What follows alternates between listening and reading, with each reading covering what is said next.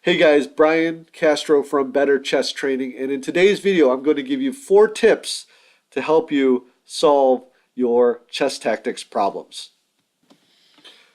Okay, our first tip today is going to be to identify the problems in the problem.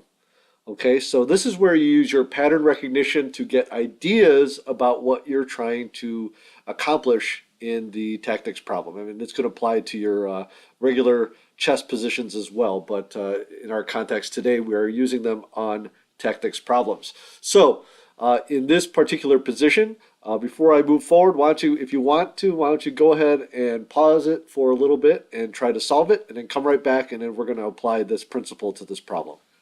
Okay, I hope you found the answer, but let's take a look at this using this principle of identifying the problems. So in this, with white to move here, we see that black's king is pretty penned in here. And if we looked a little further, we might see our tactical pattern here, the Arabian mate, with this knight. Let's see, let's put this knight moving here, and then with this rook delivering checkmate here. So I have a video on common checkmate patterns, which we talked about the Arabian mate. So the problem with that, of course, is that, or the other problem, so that's the one pattern we might notice.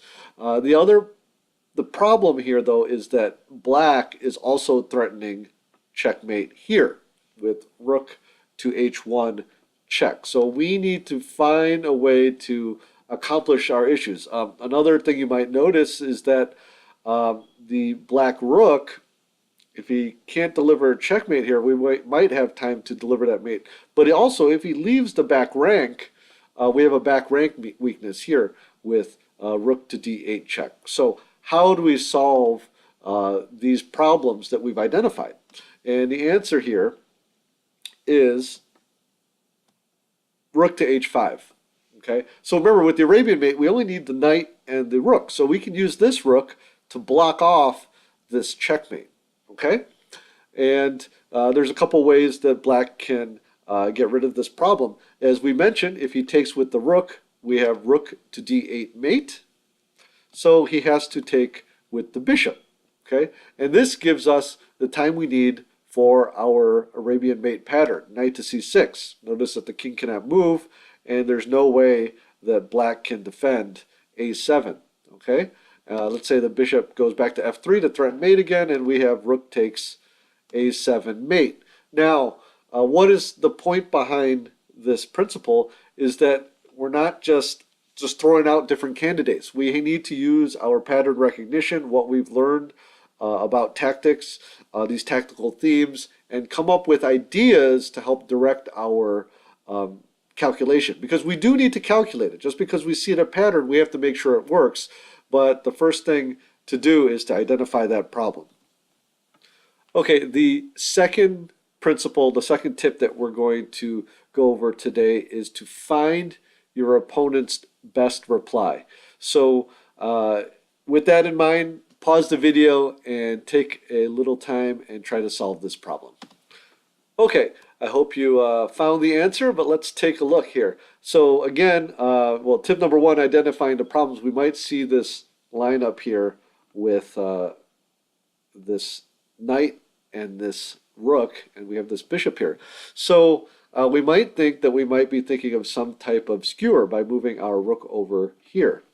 Now, there's also some ideas here with advancing this pawn, but everything seems to be appropriately defended for that. Here's the key.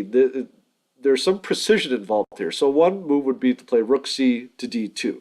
Okay, and that's actually the right answer. But let me show you another thing that you might have thought of. You might have thought, well, let me simplify the situation a little bit first with bishop takes d6, with the idea that after bishop takes d6, then rook c to d2, and then you know you're winning a piece.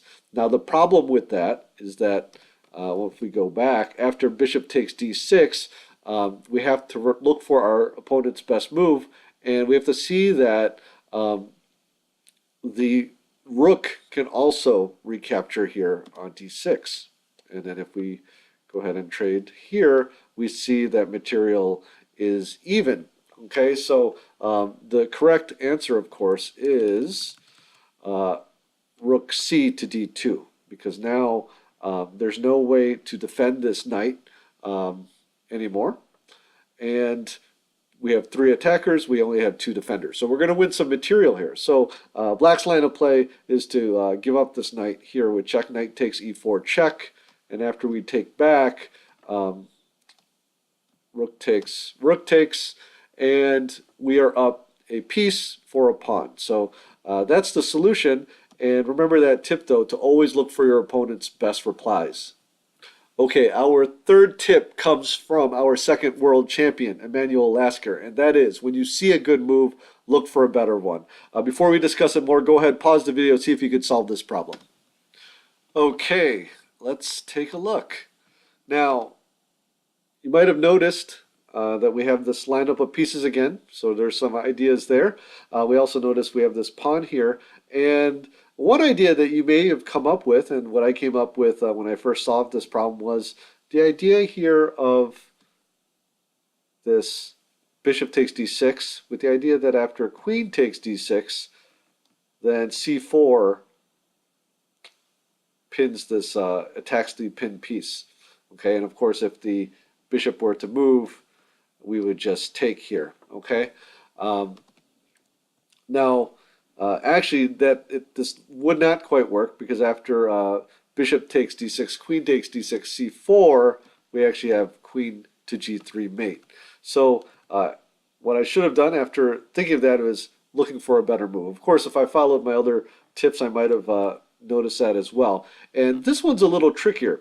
If we use tip number 1, which is identify the problem, we might also see that black's king is also a little bit loose, per se. Okay, and then we also have some patterns here with this fork, with this bishop to d7. So actually, let's go back to the original position. The answer here is bishop to d7. Okay, and what that does, you're not, of course here you're giving up your bishop. Queen takes d7, but the key here is that now, after queen takes d5, you are now threatening mate in 2 with queen to g5 check. And black's going to have to give up material, for example, by interposing with his rook, and bishop takes e5 in order to stop mate. But the tip there is that when you see a move that looks good, whether it be in your tactical problems or in your games, you want to see if you can get more. So in this case, I saw that maybe I could win a piece, and even though I was incorrect in that calculation, if I had looked more, wait a second here, let's see if we can go after this king too. Then you'll be able to solve some of those trickier problems that require you to look a little deeper. Okay, our fourth and final tip today is no guessing. Okay, sometimes you might see 2 moves that look about equal. Okay, sometimes in a game that may be the case, but in tactical problems, or at least well-constructed tactical problems, there's usually one best move. So when you're solving tactical problems, or you're in tactical positions, you want to avoid the ambiguity. Okay, so no guessing. So go ahead, pause the video, and solve this problem. Okay, this problem is a little different than the other ones in that we are, as you can see here, we're trying to save the game. Okay, we're in a losing position here, or potentially losing position. So the first thing you might notice is that black is trying to promote this pawn. Okay, and we also have our pawn here, and this knight is guarding it. So the first step in the solution here is to stop this pawn from advancing with bishop to h4. Okay. It is pinned now to the king, so bishop to f4, protecting the pawn, okay, because otherwise black could win it. Now, just remember here, if we can get rid of this pawn, black can checkmate with knight, bishop, and king. So we have to be careful still. And now here is where you might see that there's two moves that might seem the same. One would be bishop takes g3, okay, with the idea that if bishop takes g3, bishop takes g3, h6, and knight takes h6, we actually have stalemate because this king can't go anywhere, okay? However, bishop takes g3 check would be a big mistake because bishop takes g3, h6, and see what if we can find black's best move. Okay, it isn't knight takes h6. It's actually knight to f6. Okay, and black's going to win this pawn and eventually checkmate the white king.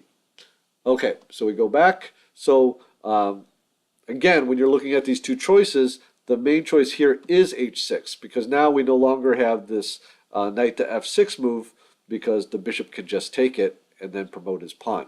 Okay, let me just show you that real quick. Of course, we can't. If we take this here right now, then we have bishop takes g3 check, bishop takes g3, and that's stalemate. Okay, but if we tried to use that knight to f6, then white can take, and even if black takes here, then we just go back here and we're going to take this pawn and draw the game. So that's why h6, okay, let's go back to the critical position. h6 is the move, not bishop takes g3 check. And the idea there is that when I first solved the problem, I thought, well, they both transpose into the same position. But again, the key here is when you see two moves that look almost exactly the same, or in terms of their evaluation, you know one has to be right and there's got to be a problem with the other one, at least in tactical problems. So no guessing, okay? Okay, guys, just to sum up these 4 tips, identify the problems in the problem. Okay, you want to use those themes, try to come up with the patterns, and then include that in your calculations. Find the best reply, okay? Don't assume that your opponent's going to make the worst move, okay? Find out how he can refute your moves, and then you'll be able to find the correct answer. When you see a good move, look for a better one, okay? If you think you can win a pawn, see if you can win a piece. If you can win a piece, see if you can checkmate the king, okay? Try to look for a better move, and if there is one, then you'll be able to make it. Okay, finally, no guessing. When there is a choice between 2 or more moves, there's a reason why one is better, especially in tactical problems, okay? So find it and then choose the right path. Hey guys, I hope you enjoyed that video. If you did, please press the like button and consider subscribing if you're not already subscribed. With better chess training, my idea here is that I believe you can improve in chess, and sometimes it just takes a concept well explained, or a training idea, or just knowing that someone else is training and trying to improve just like you, to move us further and further along this journey. So hope to see you in the next video, and have a great day.